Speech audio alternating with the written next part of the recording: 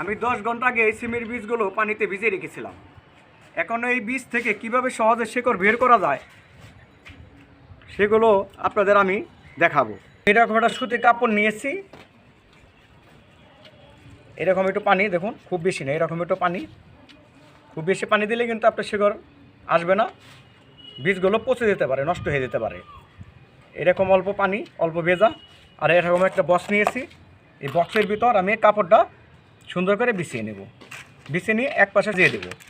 এই দেখুন, এই সিমের বীজগুলো এইভাবে সাজিয়ে দেবেন। খুব কাছাকাছি দেওয়া যাবে না, একটু ফাঁকা ফাঁকা দিতে হবে, কেননা এই বীজ থেকে শেকড় বের হবে, যাতে একটা শেকড়ের সাথে আরেকটা শেকড় পেঁচিয়ে না যেতে পারে।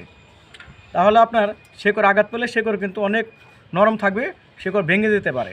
এই দেখুন, এভাবে সাজিয়ে দিবেন। সাজিয়ে দিয়ে এই কাপড়টা সুন্দর করে আবার এভাবে ঢেকে দিবেন। এই যে ঢেকে দিবেন, ঢাকনা দিয়ে সুন্দরভাবে আটকিয়ে আমি রেখে দেবো, যাতে এর ভিতরে কোনো হাওয়া বাতাস পৌঁছাতে না পারে। যদি কোনো হাওয়া বাতাস পৌঁছায় তাহলে কিন্তু আপনার শিকড়গুলো নষ্ট হয়ে যেতে পারে, পচে যেতে পারে। এই শিকড়গুলো হয়েছে কিনা আমি ফিরে আসবো 3 দিন পর। আমি 3 দিন আগে যে সিমের বীজগুলো অঙ্কুরিত হওয়ার জন্য যে বক্সের ভিতর বদ্ধ করে রেখেছিলাম, আমি আজকে সেটা খুলে দেখবো যে কতটুকু অঙ্কুরিত হয়েছে, এবং বীজগুলো ওয়ান টাইম গিলাসে অল্প মাটিতে রোপণ করব এবং চারা তৈরি করে বেশি মাটিতে স্থাপন করব। দেখুন বীজগুলো কতটুকু অঙ্কুরিত হয়েছে, আমি আপনাদের খুলে দেখাই। এই যে দেখুন, দেখুন কি সুন্দর অঙ্কুরিত হয়েছে। এখন এই বীজগুলো এইরকম গিলাসে আমি রোপণ করে চারা তৈরি করব, এবং চারা তৈরি করে বেশি মাটিতে গাছগুলো স্থাপন করব। এখন এই বীজগুলো এই ওয়ান টাইম গিলাসে রোপণ করতে হলে আপনার কিছু মাটি মিক্স করে নিতে হবে।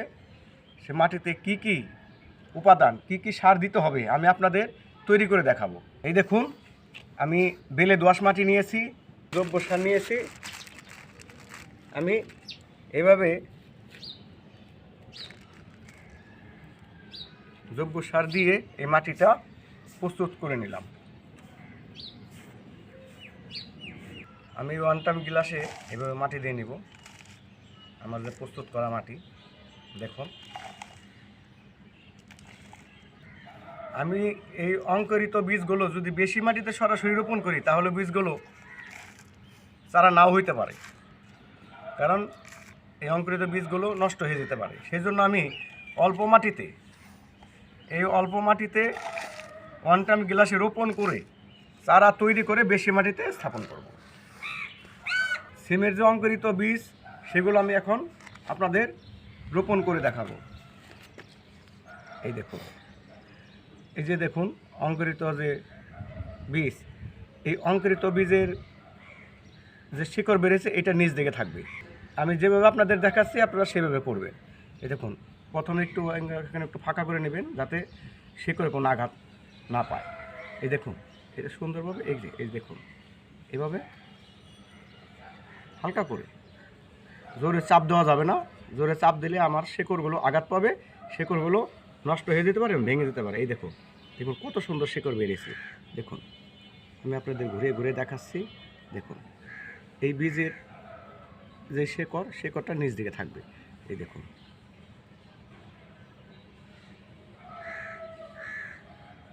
খুব আলতোভাবে ধরতে হবে, এই শেকড়টা নিচ দিকে থাকবে। আপনি এভাবে সুন্দর করে ঢেকে দিন, তা না হলে আপনার শেকড় আঘাত খাবে। আঘাত খেলে কিন্তু আপনার শেকড় গাছ আসবে না। এই দেখুন, এই দেখুন, এই আপনি এইভাবে হাতের উপর পানি নিয়ে ছিটিয়ে ছিটিয়ে দিবেন, কারণ যদি আপনি সরাসরি এটা ঢেলে দেন তাহলে কিন্তু বীজগুলো সরে যেতে পারে, বীজগুলো উল্টে যেতে পারে। সেজন্য এইভাবে হাতে নিয়ে আপনি এভাবে ছিটিয়ে ছিটিয়ে দিয়ে পানিগুলো দিবেন, এভাবে ছিটিয়ে ছিটিয়ে পানি দেবেন, কারণ সরাসরি ঢেলে দেওয়া যাবে না। এই দেখুন, এই বীজগুলো 10 থেকে 12 দিন পর এই অঙ্কুরিত বীজ থেকে চারা তৈরি হয়ে যাবে। গিলাসের ভিতর যে অঙ্কুরিত বীজগুলো আমি রোপণ করেছিলাম, দেখুন কি সুন্দর গাছে পরিণত হয়েছে। এখন এই গাছগুলো বেশি মাটিতে স্থাপন করার জন্য আমি আপনাদের মাটি প্রস্তুত করা দেখাবো। মাটিতে কি কি উপাদান দিয়ে প্রস্তুত করতে হবে। এখানে বেলে দোআঁশ মাটি নিয়েছি, এর সাথে মিশ্রিত করব এই যে কোকোপিট। এই দেখুন কোকোপিট মাটির সাথে মিশ্রিত করলে আপনার কি উপকার আসে। এই কোকোপিট পানি ধরে রাখে। আমি যে প্রতিদিন পানি দেবো সেই পানিটা কোকোপিটে ধরে রাখবে। আর আমি কিছু অংশ সাদা বালি দেবো, এই যে দেখুন এরকম সাদা বালি দেবো। আর আমি কিছু অংশ জৈব সার দেবো, এই যে গোবর, এটা হচ্ছে গোবর সার। আমি আপনাদের ডিটেলস দেখাচ্ছি, দেখুন এগুলো গোবর সার। আর আমি কিছু অংশ রান্না করে ছাই আছে, ছাইগুলো দিয়ে দেবো। কারণ ছাইগুলো দিলে আপনার কখনো ফাঙ্গাস আক্রমণ করতে পারবে না। আর আমি কিছু ডিমের খোসা দিয়ে দেবো, এইভাবে হাতে চাপ দিয়ে ঝোড়ো করে। দেখুন এখন আমি মাটিটা প্রস্তুত করে নেব। এভাবে ভালো করে হাত দিয়ে উল্টো পুল্টো করে ভালো করে মিশিয়ে নিতে হবে। আমার এখন মাটি মেশানো শেষ। এখন আমি আপনাদের গাছ রোপণ করা দেখাবো। আমি এরকম একটা ফলের ঝুড়ি নিয়েছি, দেখুন আমি একটা পলি বিছিয়ে নিয়েছি, তার ভিতর ড্রেন করে নিয়েছি, যাতে অতিরিক্ত পানিগুলো ড্রেন দিয়ে পাস হইতে পারে। দেখুন আমি ধীরে ধীরে আপনাদের দেখাচ্ছি, আপনারা দেখুন কীভাবে মাটিগুলো দিতে হবে। মাটিগুলো দিয়ে কিন্তু বেশি চাপ দেওয়া যাবে না, চাপ দিলে মাটিগুলো শক্ত হয়ে যাবে, তাহলে আপনার সিম গাছের শিকড় সহজে ছড়াইতে পারবে না। দেখুন আমি পুরো ঝুড়িটা ভরে ফেলবো মাটি দিয়ে। মাটি হেভি আলতোভাবে রাখতে হবে, যাতে শিকড়গুলো খুব সুন্দরভাবে ছড়াইতে পারে। আমি একটা ফলের ঝুড়িতে দুটো গাছ রোপণ করব, এ পাশে একটা এ পাশে একটা। কারণ বেশি গাছ রোপণ করলে গাছে হেলদি ভাব কমে যাবে, তাদের পুষ্টিহীনতায় তারা ভুগবে। সেজন্য আমি দুটো গাছ রোপণ করব। কী করবো এখন, এইভাবে মাটি তুলে নেব। যেহেতু আমি ওয়ান টাইম গিলাসের উপর অঙ্কুরিত বীজগুলো চারা হওয়ার জন্য রোপণ করেছিলাম, আমি এইভাবে মাটি তুলে নেব। এই দেখুন আমি এই গাছটি রোপণ করব। গাছটি আমি ওয়ান টাইম গিলাস থেকে বের করে নেব। কীভাবে বের করব দেখুন, এভাবে উপর করে হালকা চাপ দিবেন, চাপ দিলে গাছটা বেরিয়ে আসবে। এই যে দেখুন, দেখুন কী সুন্দর শিকড় হয়েছে। দেখুন এখন আমি গাছটি এখানে আলতোভাবে বসিয়ে দেব, বসিয়ে দিয়ে মাটি দিয়ে ঢেকে দেব। জোরে চাপ দেওয়া যাবে না, তাহলে শিকড় আঘাত পাবে, আঘাত পেলে আপনার গাছটি মারা যেতে পারে।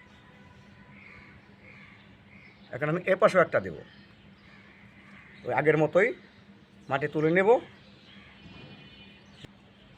এ পাশে এখন বের করে নিতে হবে। দেখুন এইভাবে আস্তে করে উপর করে নেবেন, উপর করে আলতোভাবে চাপ দেবেন। এই দেখুন এইভাবে চাপ দিলে সুন্দরভাবে বেরিয়ে আসবে। দেখুন এই গাছটাও দেখুন কী সুন্দর শিকড় হয়েছে। আমি এখন এই গাছটি আলতোভাবে বসিয়ে দেব। এখন আমি মাটি দিয়ে দেব।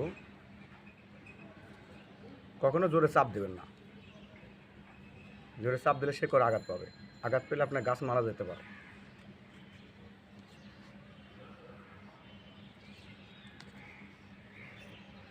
একটি ফলের ঝুড়িতে দুটির বেশি গাছ রোপণ করা যাবে না, এটা আমি আগেও বলেছি, এখনও বলি। এখন আমি অল্প করে পানি দিয়ে দেব, কিন্তু পানি আপনি সরাসরিভাবে ঢেলে দেবেন না, আপনি হাতের উপর নিয়ে ছিটে ছিটে পানি দিতে হবে। কারণ যদি আমি সরাসরি পানি ঢেলে দিই তাহলে মাটি সরে যাবে, শিকড় আঘাত পাবে, শিকড় নষ্ট হয়ে যেতে পারে। সেজন্য আমি অল্প করে এভাবে ছিটে ছিটে পানি দেব, খুব বেশি পানি দেওয়ার প্রয়োজন নেই, কারণ চারা গাছ এখন রোপণ করেছি। দেখুন এইভাবে অল্প করে পানি দিয়ে দেবেন। আমি সিম গাছটি যে অবস্থানে রেখেছিলাম সেই সিম গাছটি এখন রোদ্রে এনে মাচায় তুলে দিয়েছি। দেখুন গাছটি কত সুন্দর এবং হেলদি হয়েছে দেখুন।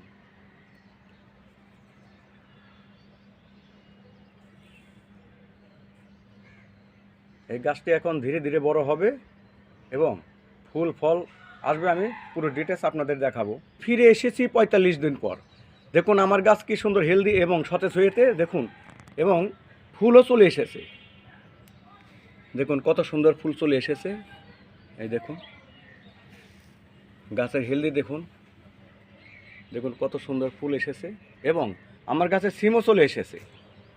আপনাদের আমি ধীরে ধীরে দেখাচ্ছি। এই দেখুন কত সুন্দর সিম চলে এসেছে। আর গাছে যে গ্রোথও ঠিক আছে। দেখুন কত সুন্দর হেলদি হয়েছে। এই দেখুন থোকায় থোকায় সিম চলে এসেছে, ফুলও চলে এসেছে। কিন্তু সিম এবং ফুল কিভাবে বেশি বাম্পার ফলন করা যায়, কিভাবে বেশি পাওয়া যায়, সেই পরিচর্যা সম্বন্ধে আপনাদের সাথে কিছু আলোচনা করব। দেখুন প্রত্যেকটা ডোগায় ডোগায় আমার সিম চলে এসেছে, ফুল চলে এসেছে। এই দেখুন এটা হচ্ছে নল ডগ সিম, এটা হচ্ছে নল ডগ সিম। এই সিমটা খেতে ভারী স্বাদ, সুস্বাদু এবং একটা ফ্লেভার আছে। কিন্তু আমি গাছের পুষ্টি হিসেবে কখনো কোনো রাসায়নিক সার ব্যবহার করি নাই। আমি সবসময় ভার্মি কম্পোস্ট, জৈব সার এবং পাতা পচা সার এগুলোই আমি গাছে সবসময় ব্যবহার করে থাকি। আপনারা রাসায়নিক সার ব্যবহার করলে করতে পারেন, কিন্তু আমি কখনো রাসায়নিক সার সিম গাছের জন্য ব্যবহার করি না। কিন্তু বেশি রাসায়নিক সার প্রয়োগ করলে আপনার ফল ঝরে যেতে পারে, গাছ মরে যেতে পারে। সেই জন্য আপনি বেশি রাসায়নিক সার ব্যবহার না করে আপনি জৈব সার, ভার্মি কম্পোস্ট এগুলো ব্যবহার করতে পারেন। দেখুন দেখুন কত বড় বড় সিম এসেছে। আবার দেখুন ফুলও অনেক চলে এসেছে। দেখুন সিম দিয়ে ভরে গেছে। মাত্র 45 দিনের গাছ, তাই সিম দিয়ে ভরে গেছে।